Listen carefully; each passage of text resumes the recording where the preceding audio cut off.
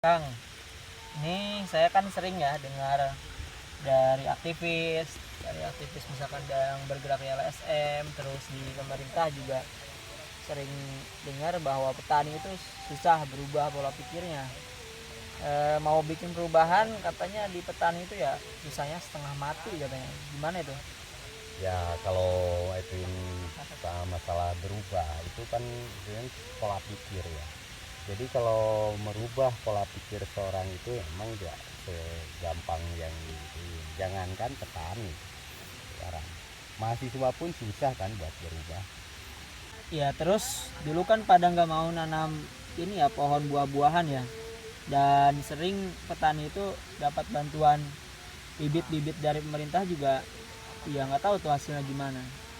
Perubahan itu adanya di pola pikir.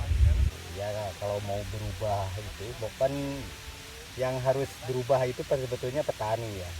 Jadi harus tahu apa yang dimau petani, kenapa petani kita tani sayuran, karena sayuran yang di pikiran petani itu ya konsepnya ekonomi dengan secara tepat ya. Sayuran itu yang lebih cepat ya daripada buah-buahan.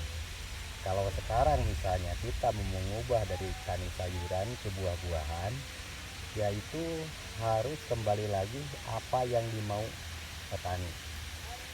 Contohnya engkau harus skala banyak, itu sedikit demi sedikit, dan kita itu harus sabar. Kalau harus berubah drastis dari itu petani sayuran langsung ke buah-buahan itu nggak mungkin, karena petani itu berangkat dengan kebiasaan. Jadi harus cara mengubah kebiasaan ya dengan cara pelan-pelan. Nah sekarang saya mau tanya, itu gimana bisa ada atau memulai perubahan di sini, yang intinya tadinya pada nggak mau nanam tanaman buah-buahan dan sekarang mau, itu gimana mulanya tuh? Ya memang saya juga pertama-tama ya bisa dikatakan bingung ya dengan sementara, tapi saya sudah masuk desa, terus saya banyak ketemu petani, terus saya banyak bercakap-cakap sama petani. Ya itu saya dari situ saya baru mengerti kalau mengubah petani, misalnya pengen netuin buah-buahan itu ya caranya itu ya tetap aja dari petani. Apa sih yang dimau petani, buah apa. Jadi jangan asal pohon asal buah gitu. Jadi harus betul-betul, kalau kita mau betul-betul mengubah ke titik yang paling bagus, itu ya segalanya harus diawali dari bahan-bahan yang bagus. Mau segi bibit, sebetulnya petani itu apapun mau, asal dia itu ada asas manfaatnya, ada nilai ekonominya. Jangan seperti gini misalnya, oh ini programnya penghijauan, asal hijau itu sebetulnya gampang. Ngapain harus produksi bibit? Tutup aja tetap pertanian, itu semua bukit akan hijau otomatis. Rumput ilalang itu akan bertumbuhan, erosi yakin akan hilang posisi. Tapi gak mungkin kan sebegitu, karena petani yang di mata pencariannya dari situ itu habis dari mana? Dia karena udah kebiasaan mencari pertanian, pekerjaan sehari-hari dari situ, memanjangkan hidup. Petani itu kan cuma memanjangkan hidup ya dari situ itu posisinya. Ya, tapi kan ujungnya karena ingin gerak cepat, petani milih taninya itu secara monokultur. Ya, tapi itu menjadi agak jadi penyebab, jadi masalah gitu, terutama di erosi banjir. Ya salah satunya di situ itu harus ditegakkan pohon-pohon yang besar, yang rimbun itu, tapi dengan asas ada asas manfaatnya. Makanya solusinya itu ya buah-buahan. Tapi harus sebetulnya kalau dari buah-buahan itu harus diawali dengan bibit-bibit yang baik. Karena petani itu bukan cuma mau menanam, cuma mau merawat. Dia itu menanam, merawat, tapi dengan pertumbuhan, dengan hasil, itulah yang kebanggaannya itu. Dia itu gak sia-sia merawat sekian lama dengan hasil sekian, tapi dia udah merawat udah lama, ternyata kalau dibuah itu hasilnya lain yang dia harapkan. Misalnya, oh ini nanam alpukat mantega, ternyata pas keluarnya itu bukan alpukat yang kecil-kecil gitu. Jadi petani itu kecewa, saya udah rawat sekian-sekian. Makanya petani sekarang sama petani dulu itu berbeda. Kalau dulu bibit emang kalau alpukat asal tahu alpukat aja, tapi sekarang dia udah pada tahu, karena sering kejadian pohon udah besar ditebang lagi karena enggak itu dengan dia ituin, dia pengennya itu yang dibedambakan dia itu ini alpukat bagus itu, ini ternyata itu alpukatnya itu kecil-kecil banyak, bahkan ada yang kita alpukat yang kecil-kecil dalamnya itu berulat gitu. Jadi dia itu dari situ merasa kecewa. Jadi kalau udah gitu itu ditebang, bahkan banyak petani yang jadi enggan menanam pohon itu. Nah, jadi kalau begitu petani mau nih dikasih bibit tanaman buah-buahan dengan jumlah yang banyak, Kang? Tunggu dulu. Kalau mau membantu itu harus sebetulnya keadaan di bibit yang bagus ya.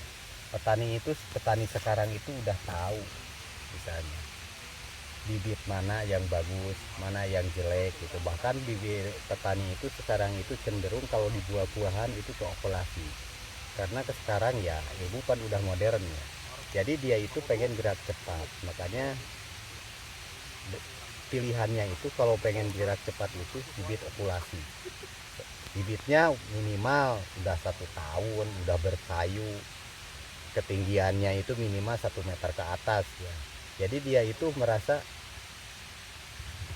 gak sia-sia kalau mau ini dia merawatnya itu, cara memupuknya, menyiramnya, dia bahkan mau berjuang di situ. Tapi kalau misalnya dikasih bibit sebesar ini, dia paling diketawain, menumbuhin dari sini ke sini. Dia juga bahkan kalau dia pun bukan pembibit, dia bisa gitu. Kalau saya ya misalnya bawa ini paling diketawain, Kang saya juga bisa sampai bibit segitu mah.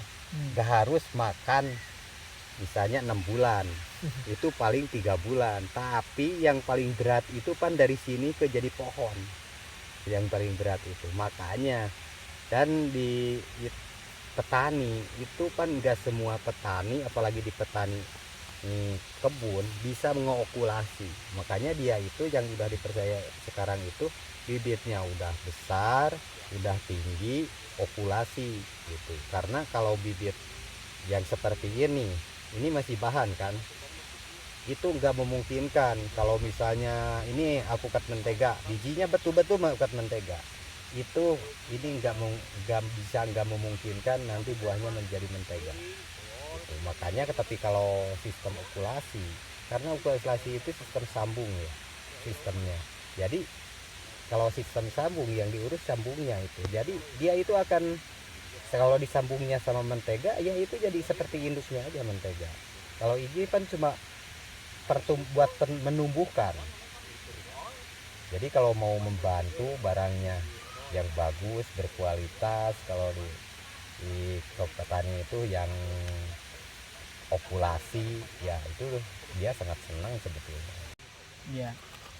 Terus untuk bibit buah lain juga harus begitu ya, okulasi gitu? Ya iya, karena perbedaan okulasi sama bukan ya, bukan okulasi itu itunya perbedaannya hampir separohnya ya. Kalau ditanam di kebun itu biasanya kalau okulasi 4, paling tinggi itu 5 tahun, 5 ke 6. Tapi posisinya kalau bukan okulasi itu bisa 8 sampai 12 tahun. Itu juga nggak asal, sebetulnya okulasi itu nggak asal okulasi sebetulnya. Banyak sebetulnya mau bibit-bibit yang asal okulasi. Si pembibitnya itu kalau kata apa kayak itu, kalau misalnya alpukat itu dia indukannya itu asal alpukat aja. misalnya. Itu harus betul-betul berkualitas. Makanya ya pemerintah nggak salah menerapin seperti apa sertifikat itu buat ituin induknya, katanya harus betul itu bibitnya dari itunya dari mana, indukannya udah menentukan. Makanya itu kalau okulasi sebetulnya apalagi udah besar, okulasinya itu sebisanya 1 meter lebih, bahkan udah bercabang. Saya juga ngalamin 1 tahun berbuah. Ya makanya petani itu sebetulnya kalau di awal itu nggak lihat penghasilan dulu sebetulnya, tapi dia pohonnya berbuah juga udah bangga. Ya nanti kalau misalnya dia udah besar, baru petani itu akan itu ke penghasilan. Tapi misalnya kalau pohonnya udah besar tapi belum berbuah, itu bukan kebanggaan. Tapi biarpun pohonnya kecil, dia udah berbuah, biarpun kalau dihitung ekonomi itu belum ada nilai ekonominya, karena buahnya pasti sedikit ya, karena kalau pohonnya kecil pasti buahnya sedikit, tapi petani udah kebanggaan. Apa manfaat Odesa buat petani ini Kang? Ya kalau ingin mau tahu manfaat Odesa buat petani ya tanya aja sama petaninya satu persatu. Ya, tapi ya maksud saya buat Kang Ujang sendiri itu gimana manfaat Odesa? Ya kalau buat saya sih banyak sih pengalaman, nggak seperti dulu. Kalau dulu kan saya cuma kerja melulu, tapi semenjak saya masuk Odesa itu jadi saya banyak kegiatan, banyak kesibukan yang sangat saya itu berarti ya. Saya bisa menyalurkan bantuan seperti dari beasiswa, ngurusin bibit, ngebantu fakir miskin, banyak urusannya itu, urusan sosial misalnya ngurusin bagi-bagiin beras ke masyarakat. Dan pengajian petani pun itu kan diwajibkan, saya harus bertemu setiap malam, beberapa malam dari 1 bulan itu sama petani, dan diwajibkan, bahkan petani pun diwajibkan membaca buku. Ternyata petaninya mau sih baca buku, cuma yang susah itu mahasiswa. Terus urusan sama orang kota dulu gimana? Kalau urusan sama orang kota, dulu saya ketemu sama orang kota itu paling orang kota ya, kalau misalnya sama caleg paling itu. Terus paling karena kalau ada orang kota pekerja atau orang kota yang mau berusaha di kampung. Tapi kalau sekarang semenjak saya masuk Odesa kan saya bisa ketemu wartawan, artis, dosen, itu banyak sekali teman-teman dari kota.